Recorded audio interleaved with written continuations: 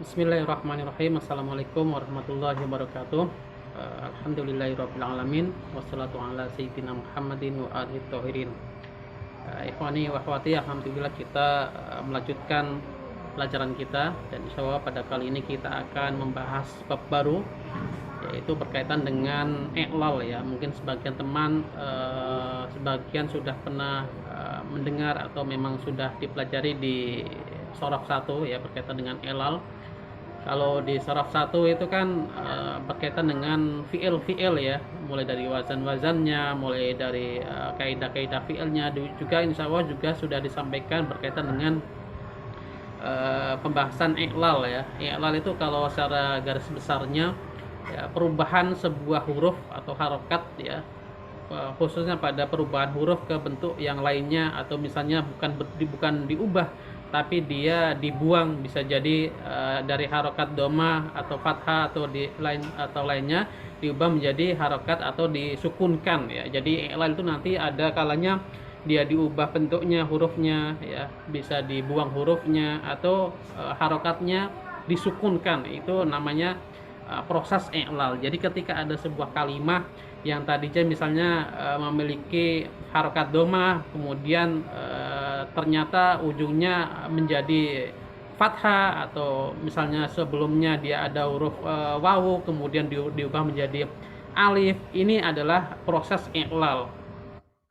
Dan i'lal ada kalanya dia itu berhubungan dengan fiil atau kalimat fiil, ada kalanya berhubungan dengan kalimat isim. Jadi ada i'lal khusus dikaitkan dengan kalimat fiil, ada i'lal yang memang khusus berlaku pada kalimat isim saja. Dan insya Allah pada kesempatan kali ini kita akan mempelajari kaidah-kaidah i'lal ya, dengan makna yang tadi sekilas sudah kita sampaikan, yang khusus berkaitan dengan isim ya. Nanti juga insya Allah akan kita sebutkan atau sampaikan i'lal yang khusus, secara khusus memang hanya berlaku pada isim, dan juga nanti kita akan sampaikan insya Allah berkaitan dengan i'lal yang sifatnya umum ya. Dan juga di pelajaran sorof 1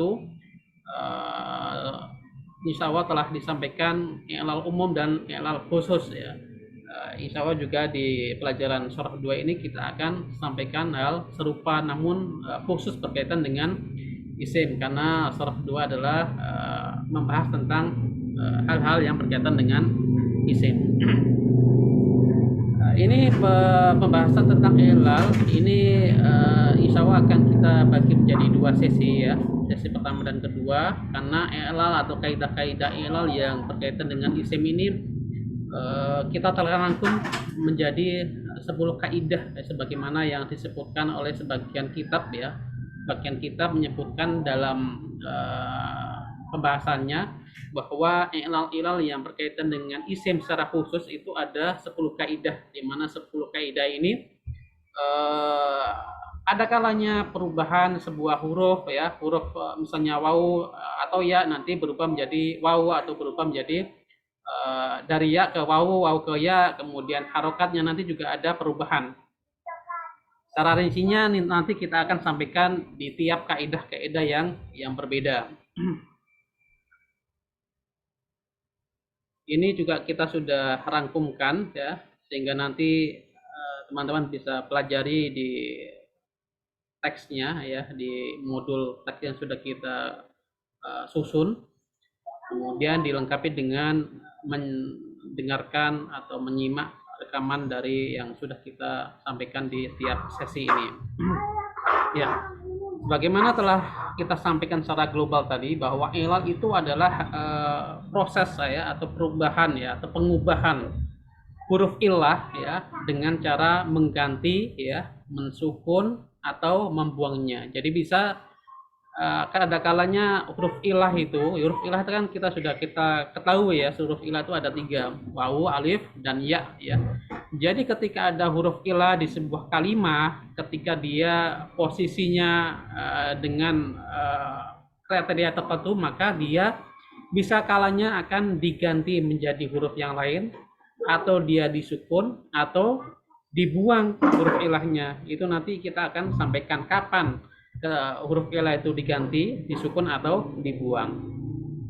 Tujuannya apa? Tujuan apa ketika huruf elah itu diganti, disukun atau dibuang? Tujuannya adalah untuk mempermudah dan memperingan ketika diucapkan. Karena sebagian orang Arab itu ketika menyebutkan satu kalimat itu dengan susunan yang tertentu itu mereka susah untuk menyampaikannya atau merasa berat, sehingga kaidah-kaidah yang berlaku ini menjadikan sebuah ucapan itu menjadi mudah dan ringan diucapkan. Begitu kurang lebih berkaitan dengan makna dan definisi dari i'lal ya. Sekali lagi bahwa i'lal adalah perubahan huruf ilah ya. Jadi hanya huruf-huruf ilah yang diubah atau yang disukun atau yang dibuang nanti.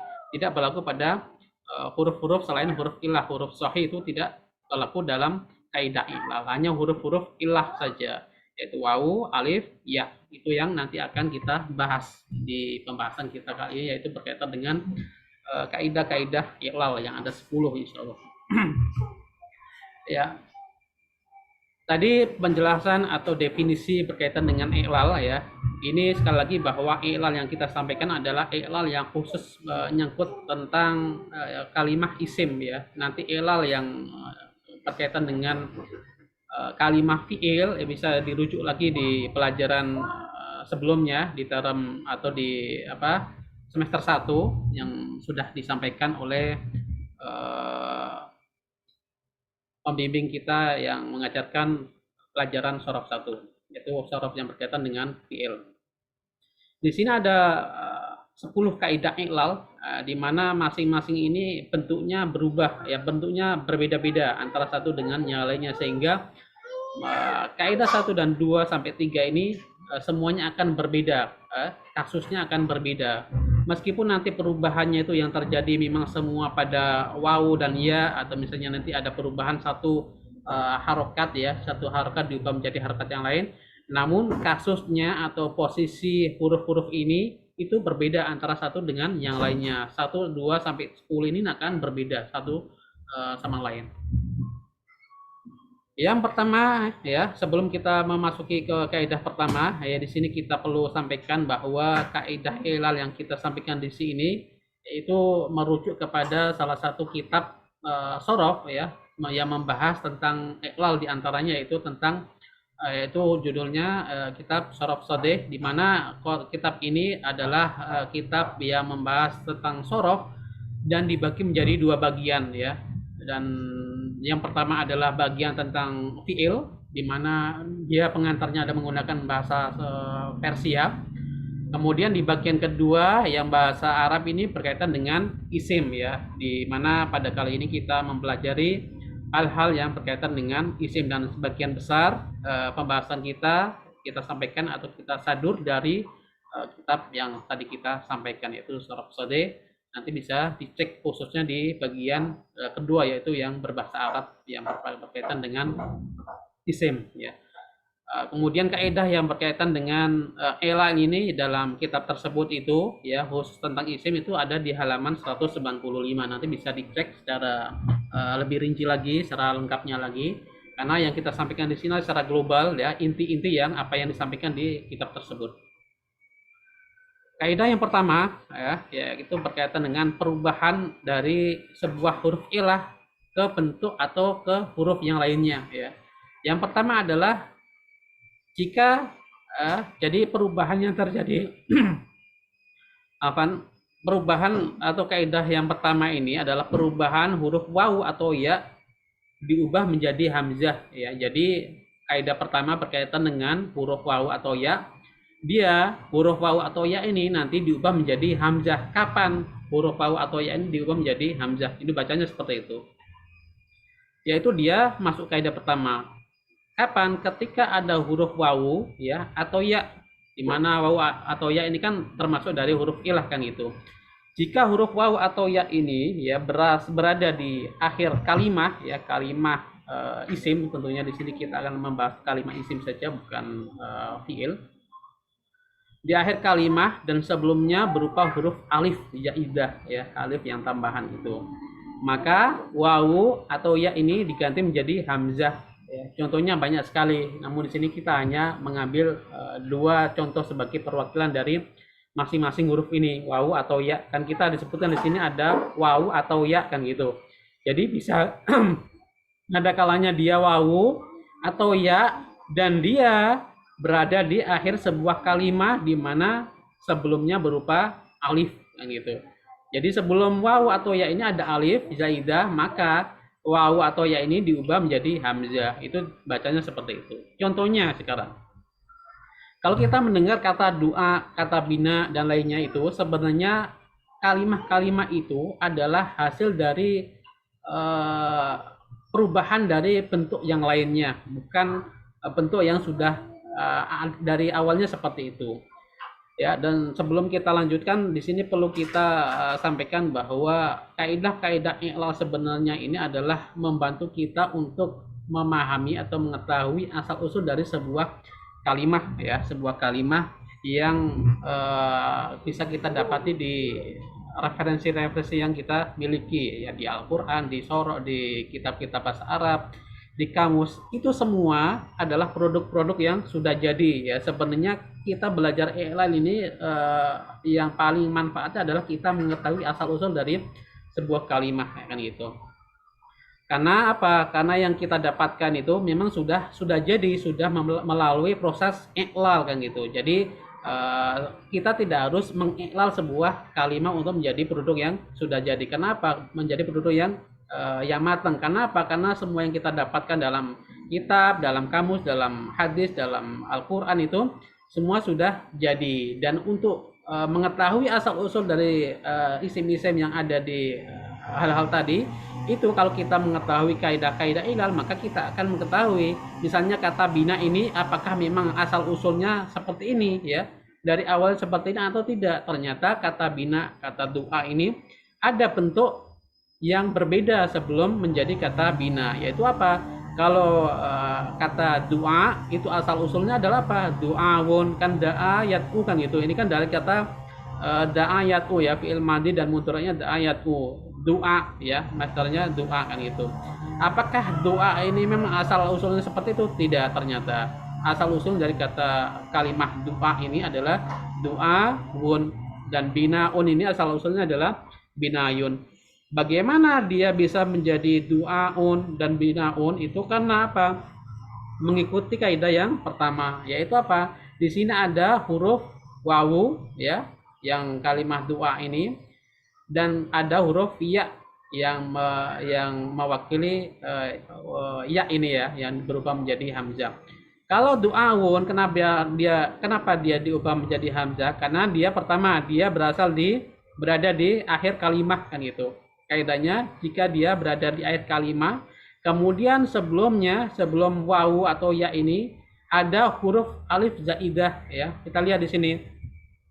Kata du'awun, di mana asal usul dari kata doa adalah du'awun. Huruf wawu berada di akhir kalimat.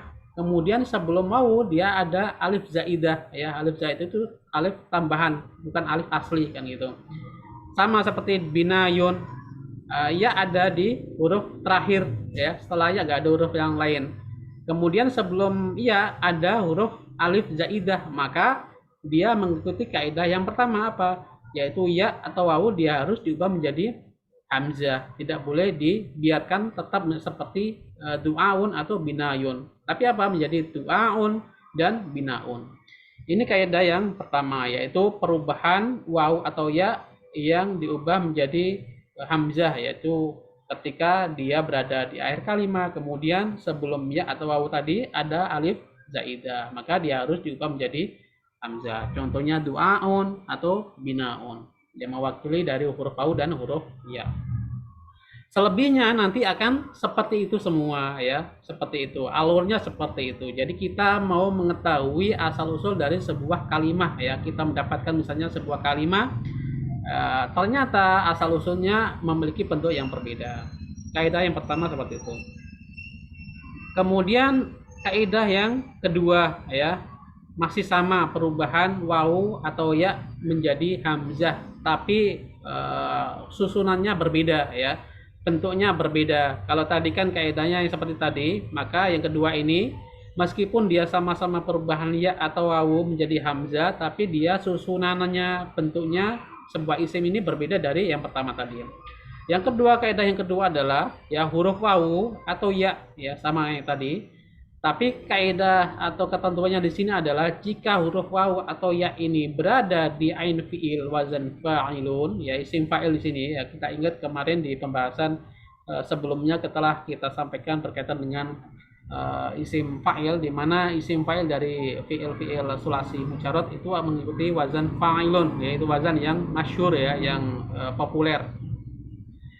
Maka kita mengetahui bahwa ketika ada sebuah isim mengikuti wazan fa'ilun, maka dia masuk kategori isim fa'il kan gitu. Kita kembali ke sini bahwa huruf wawu atau huruf ya jika dia posisinya berada di ain fiil itu kan berarti yang tengah ya. Kalau yang depan fa fiil, yang tengah ain fiil, yang belakang lam fiil. Jadi ketika wawu atau ya ini berada di tengah ya, maka apa?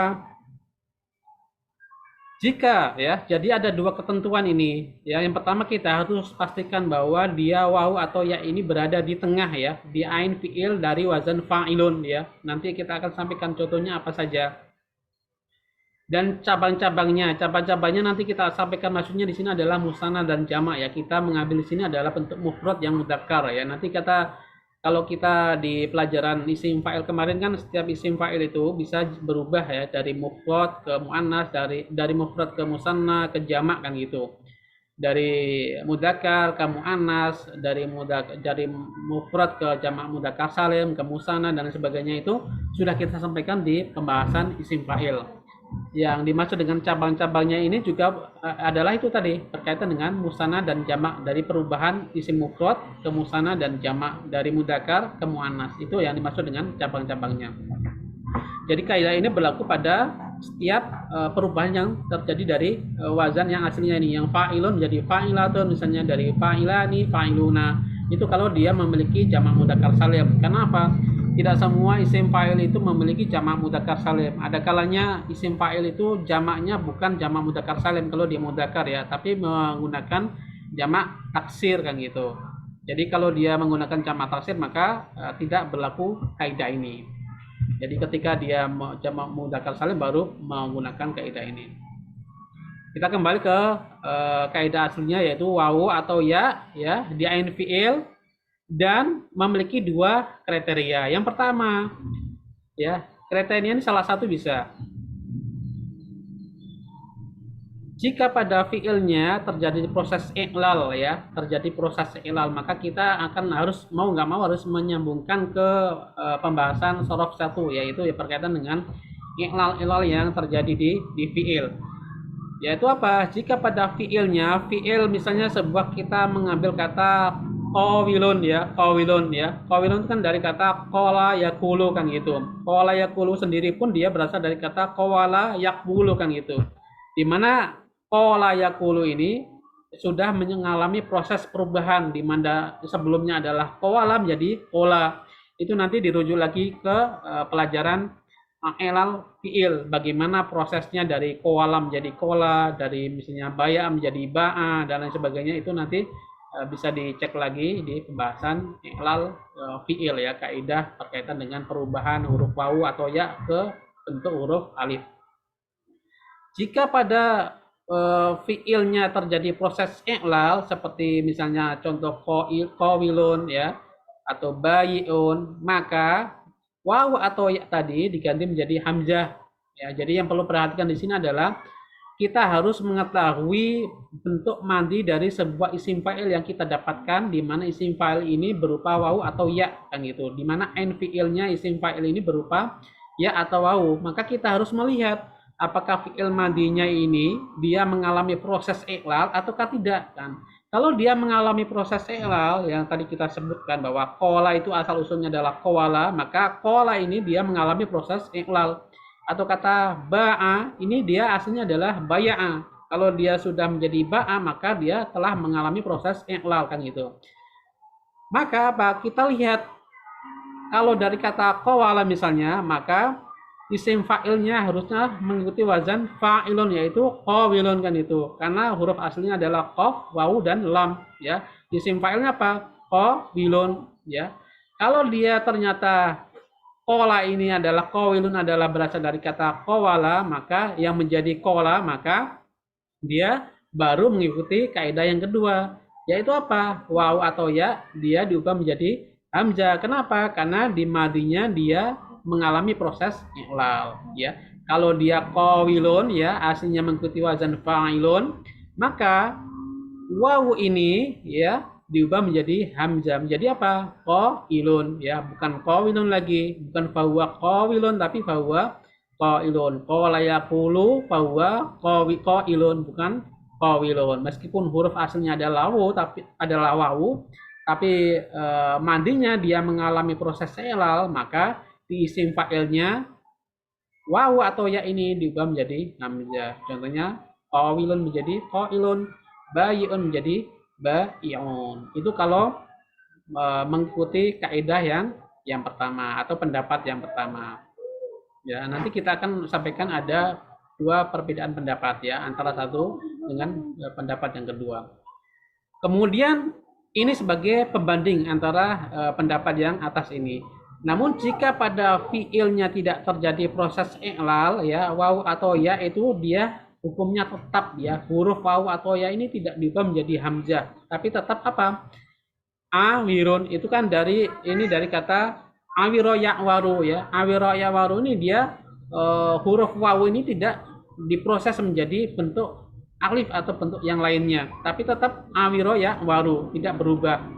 Kalau dalam fi'il madinya kata awiro contohnya ini dia tidak berproses menjadi huruf lain atau dirubah menjadi huruf lain, artinya dia tidak terjadi proses i'lal, maka dalam isim fa'ilnya yang mengikuti wazan fa'ilun, meskipun dia bentuknya waw atau misalnya nanti kita temukan ada yang berupa huruf ya, maka huruf waw atau ya ini dia tetap ya bentuknya waw atau ya, tidak diubah menjadi hamzah, tidak seperti contoh yang atasnya qawilun yaitu tapi atau bayiun.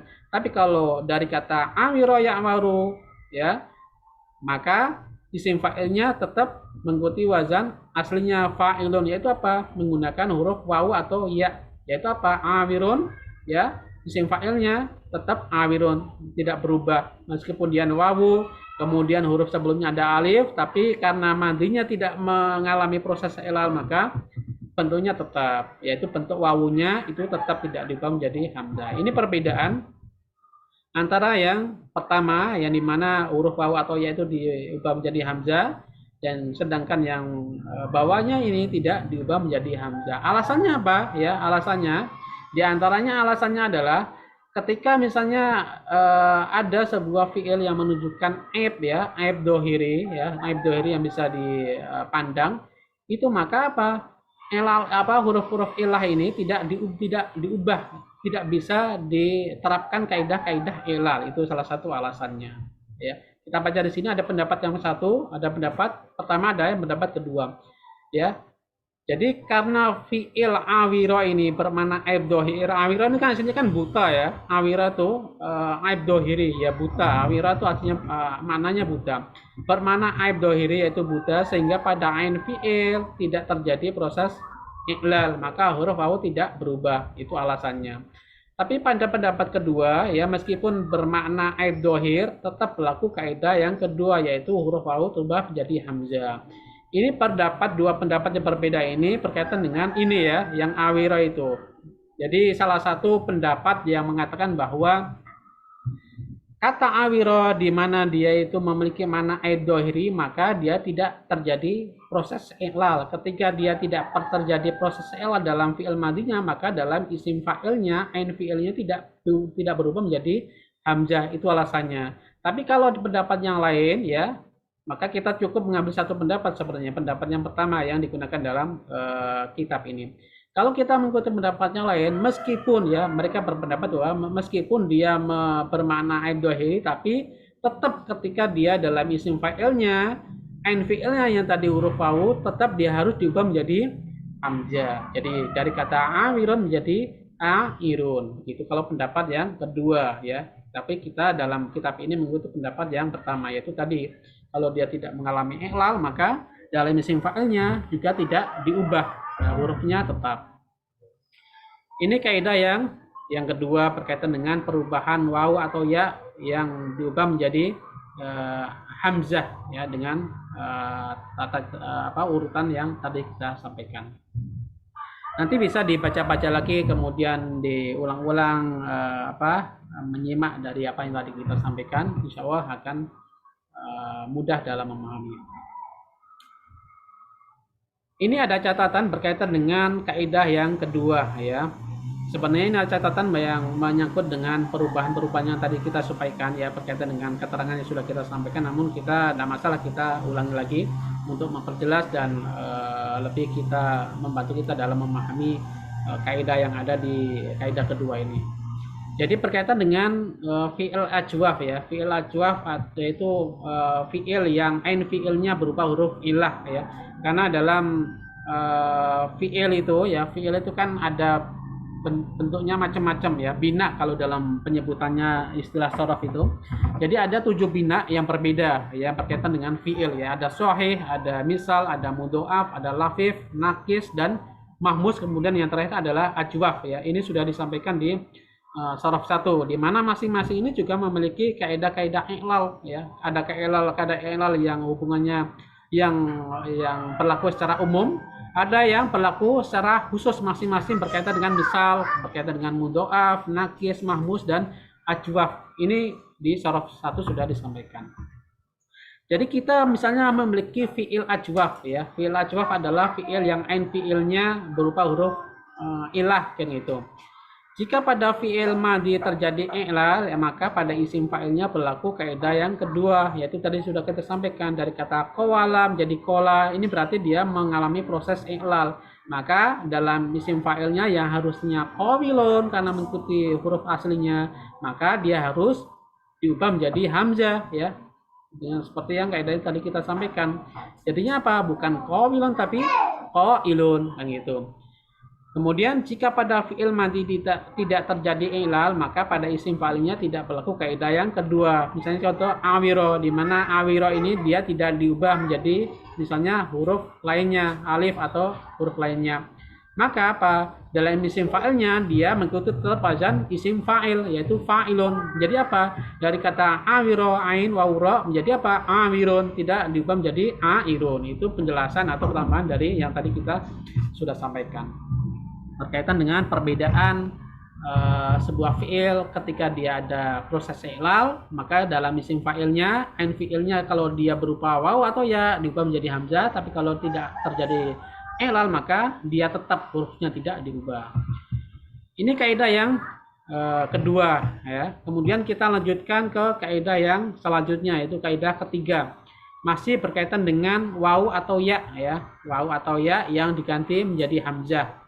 Semua tadi ya perubahan wawu ya diganti menjadi hamzah, kemudian yang kedua juga diganti menjadi hamzah, ketiga juga masih wawu dan ya yang diubah menjadi hamzah. Cuma tadi sekali lagi ini kasusnya berbeda, tidak sama. Meskipun perubahannya hurufnya sama ya, berubah menjadi huruf yang lain, tapi kasusnya atau posisinya berbeda. Yang ketiga adalah perubahan wawu atau ya yang diubah menjadi hamzah kan gitu. Kapan? Yaitu ketika ada huruf wawu ya, atau ya ini salah satu. Jika ada huruf wawu atau ya berada setelah huruf alif jamak ya pada isim berwazan di bawah ini ya. Isim-isim ini ya telah kita sampaikan di pembahasan jamak ya. Jamak itu kan banyak ya. Di pembahasan isim mustaq ya. Di pembahasan isim mustaq telah kita sampaikan bahwa ada wazan-wazan tertentu ya. Wazan-wazan tertentu itu yang masuk kepada wazan sighah muntahal jumu' kan gitu. Jadi wazan-wazan ini yang sebelumnya sudah kita perkenalkan, fa'alil, mafa'il, afa'il, fa'alil, fa'ail, dan wazan lainnya masih ada, cuma ini yang paling populer ya. Nanti bisa dicek lagi di pelajaran sebelumnya berkaitan dengan muntahal jumu'. Di mana pada kesempatan kali ini adalah kita fokusnya adalah proses perubahan huruf-huruf yang ada di wazan-wazan ini kan itu. Huruf apa? Huruf wawu atau huruf ya, di mana dia yang tadinya waw atau ya diubah menjadi hamzah. Jadi sekali lagi bahwa waw atau ya ini jika dia berada di huruf ya setelah huruf alif jamak, nah ini maksudnya alif jamak di sini. Fa'alil ya, masing-masing kita bisa lihat di sini ada alifnya ya, semuanya ada alifnya. Ada alifnya ya, alif jamak namanya. Fa'alil, fa'alil, mafa'il, mafa'il dan lainnya itu semua masing-masing ada alifnya, disebut dengan alif jamak. Jika waw atau ya berada setelah alif jamak ya pada isim-isim berwazan ini, maka ya dengan melihat syarat yang ada ini dia harus diubah menjadi hamzah. Syarat yang pertama ya, maksudnya syarat ke-1 dan kedua ini dianggap pilihan ya, tidak harus terpenuhi dua-duanya. Jadi salah satu saja sudah terpenuhi maka dia ya waw atau ya ini harus diubah menjadi hamzah kan gitu.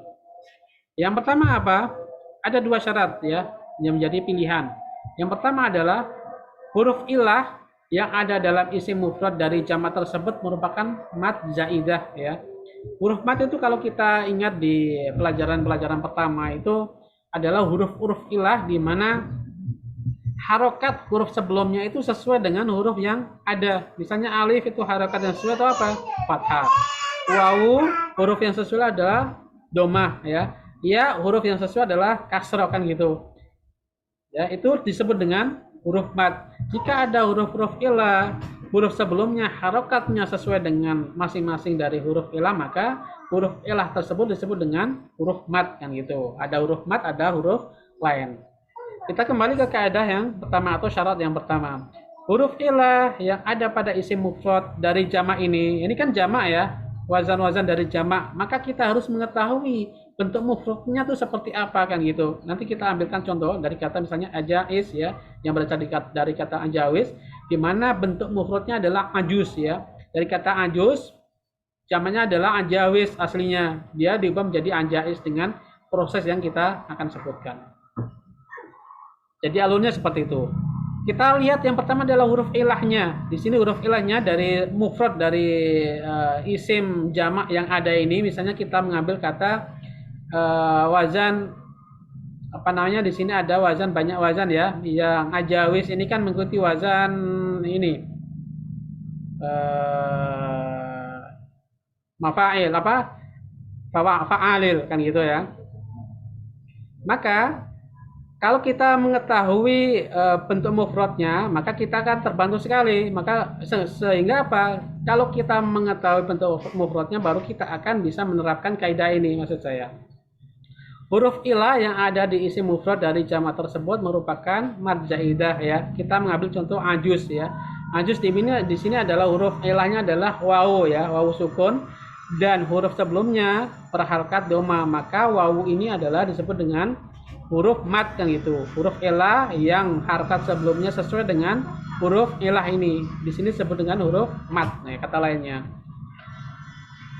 Maka kalau posisinya seperti ini mufradnya, maka jamaknya ya, jamaknya yang tadinya harusnya mengikuti wazan jadinya harusnya adalah ajawis. Berhubung dia memenuhi syarat pertama dari kaidah yang ketiga ini, maka huruf wawu ini harus diubah menjadi hamzah ya. Ajus jamaknya aslinya adalah ajawis. Kemudian karena mengikuti proses ilal, dia huruf wawunya diubah menjadi hamzah, menjadi apa? Ajais. Ajus, ajawis diubah menjadi ajais. Sehingga apa? Kita tidak akan menemukan dalam kitab, dalam kamus itu misalnya kita mencari kata ajawis itu tidak temu. Kenapa? Yang diterapkan atau yang disodorkan dalam kitab-kitab itu yang sudah jadi, yang sudah seperti ini, ajais ya. Ajus misalnya ajais, ajus mufradnya, ajais jamaknya kan gitu.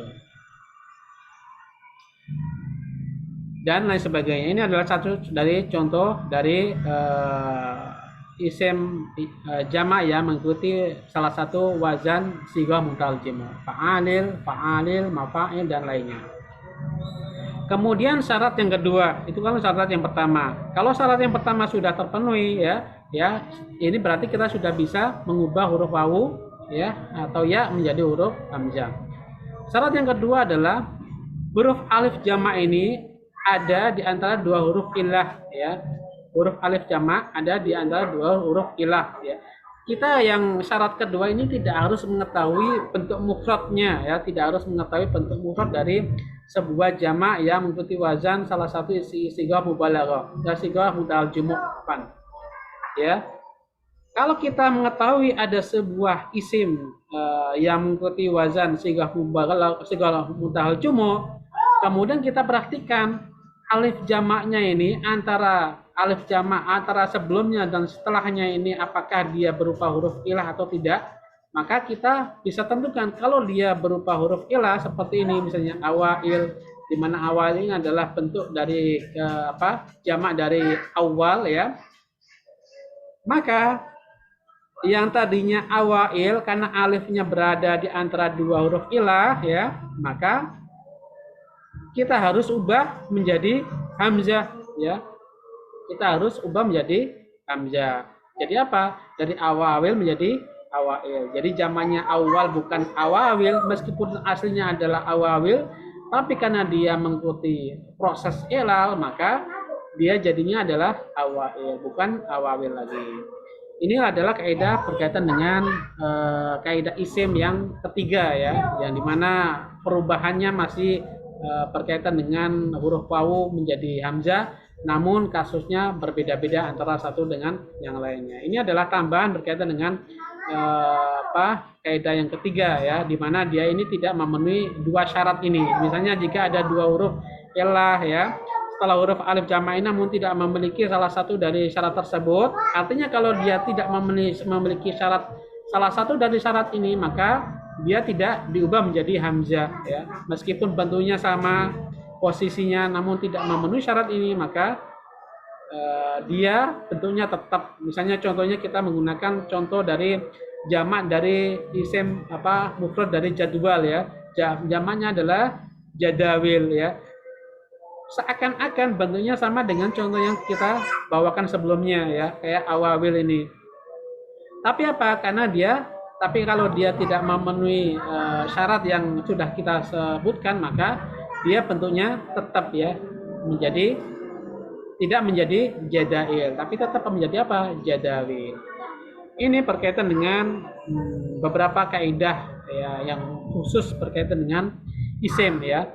Sekali lagi bahwa nanti akan kita tambahkan beberapa kaidah lainnya, masih ada 7 kaidah yang insya Allah akan kita sampaikan di pertemuan selanjutnya, masih berkaitan dengan kaidah-kaidah ilal yang khusus diterapkan kepada isim. Walhamdulillahirabbil alamin. Assalamualaikum warahmatullahi wabarakatuh.